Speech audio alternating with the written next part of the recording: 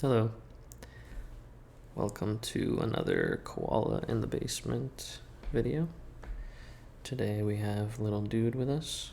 He decided to chill on my lap. I got a little coffee. It's a really gorgeous day outside, as per usual. Where I live, it's tough not to have a beautiful day outside. It's always usually pretty nice. Mr. Kitty is happy. He's all fed and full. He ate some of my plants. It's kind of annoying, but I'm doing pretty good too. Above average psychological well-being kind of day. So today,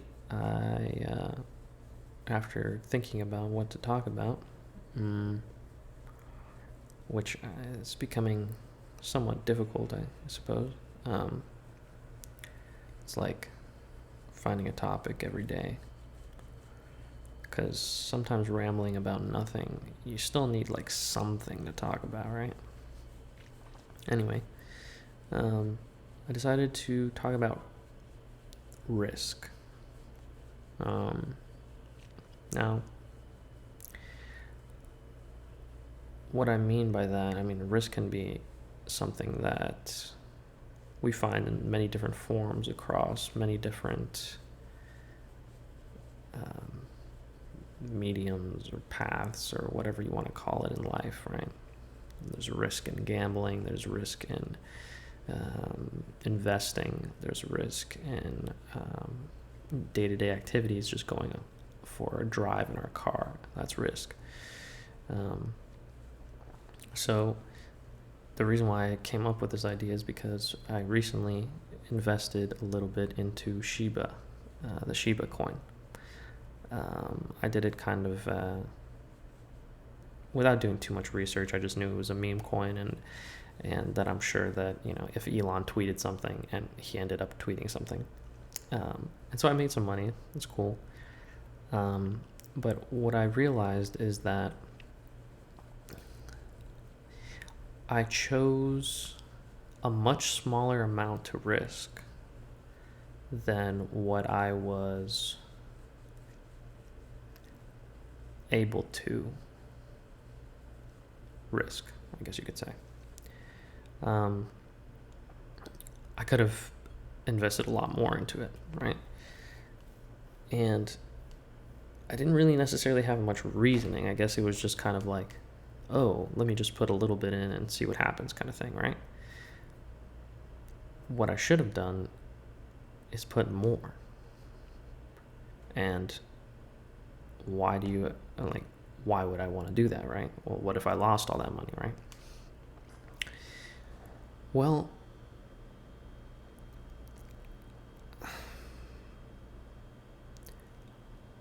evaluating risk and reward is complex. And I find that if you don't take riskier moves in life, if you don't do things that are risky, that don't involve change and that don't involve a level of risk that might make you a little bit uncomfortable, if you don't take those kinds of risks in life and you live comfortably and you live safely out of the range of your fears, those fears and that risk become like bigger monsters. For instance, this is a common theme, right? You sit around and you work at a job that you don't like, that's secure, whatever, some office job or whatever, has an easy path to progression. But in reality, you don't want to spend your life doing that. But you do it because you're afraid of taking the risk of going out and potentially going broke, homeless, etc. Those risks and the fear of those consequences stifle you and prevent you from being able to move forward and accumulate a much better life for yourself and wealth and all kinds of different things that we could go into. This idea of following your passions. I think the reason why I kind of am bringing this up and why buying this coin made me think about these things is because I could have easily invested more into this coin, and it wouldn't have even really bothered me if I had lost some of that money. Because I come in with a strategy, I would have, even though I did little research, I would have sold it if I saw myself losing a vast, over 30-40% of the amount that I put in. And even if I had put 10 times the amount that I put in, I probably would have been comfortable with that result if I had lost a few, say 100, right? And this kind of progresses into other aspects of life. I'm the kind of person that likes things very clean. And so sometimes it's difficult for me to put myself in a situation where things are not clean or things are not as tidy as I'd like them to be. And it prevents me from enjoying things sometimes. It prevents me from enjoying life because the fear of not being in a comfortable environment, it's stifling, right? And so I guess what I'm trying to get at is that I think that even though oftentimes, especially as we're growing up, because our parents obviously want to keep us safe, they don't want us to risk things and to make bad choices, risky bad choices, what they would call bad choices, risky choices that would prevent us from having a nice, safe, comfortable life. Because nice, safe, comfortable, that's supposedly what is sought after. That's what's going to give us a good life, right? According to the people that raised us, our teachers, parents, etc. But in reality, as I'm getting older, the happiest times in my life were the least comfortable times in my life. It's when you're struggling and when you're taking big risks, hoping for bigger rewards. Those are the most memorable times in your life. And so, and especially now, there is what I like to describe as a kind of fear-driven mentality among people. People are staying at home more often. They're less likely to go out. They're less likely to travel, do things, all that kind of stuff. Now, obviously that's subsiding, but it was exacerbated by COVID. And I think that is part of the reason why mental health is also slightly in a decline.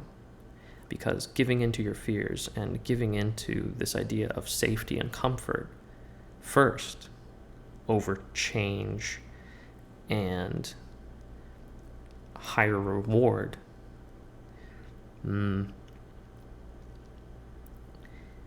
it kind of puts you in a cage. It's sort of like an animal, right? Like my cat here. Oftentimes I feel bad because he's kind of a larger cat. He loves exploring. He loves going outside. I try to get him outside as much as I can, try and take him to like my mom's house and stuff like that, or she has a backyard. I live in an apartment on the 4th floor. He can't really, I let him out on the balcony and stuff like that, but this is an animal that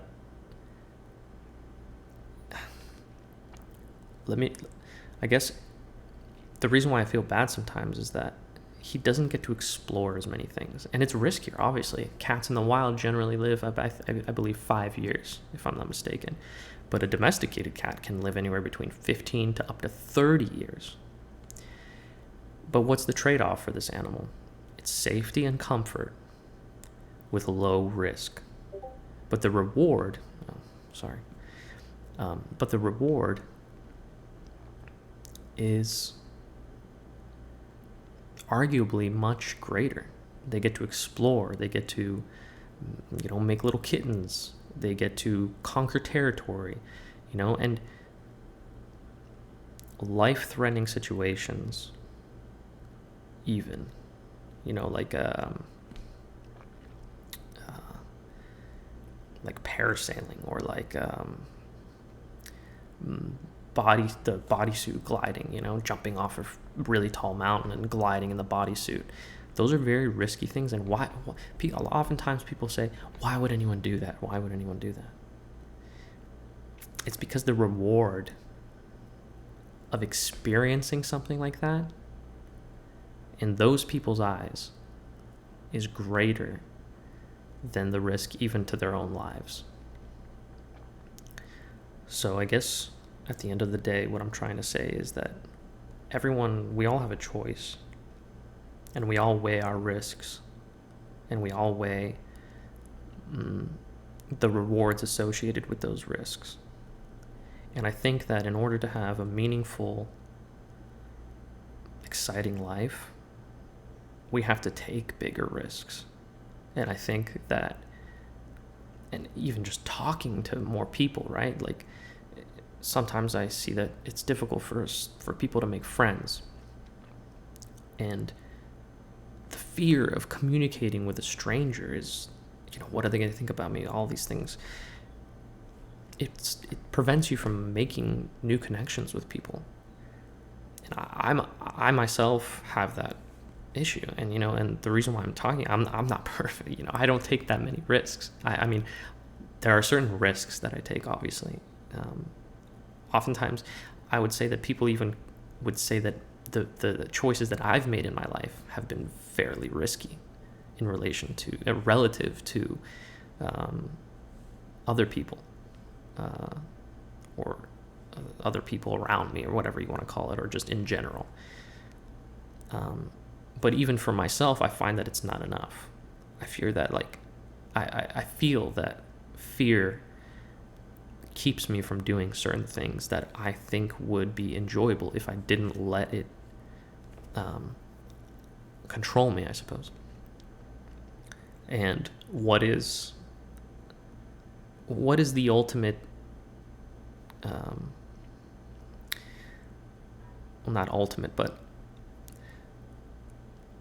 what do psychologists recommend for people with severe phobias? What is the first step? From my understanding, if my research is correct, it's exposure therapy. Exposure therapy is the most successful way of managing fear and phobias. The more you're exposed to things that you're afraid of, the less likely that they'll affect you as much as they did before, right?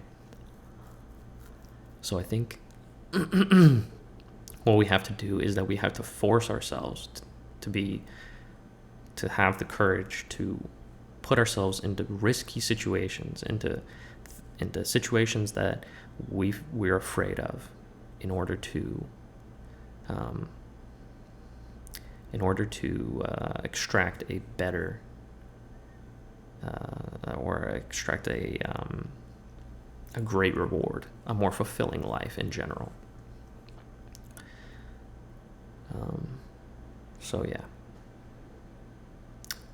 that's the end of the rant, I suppose. Anyway, I will see you on another video. I'm gonna have one last sip of coffee.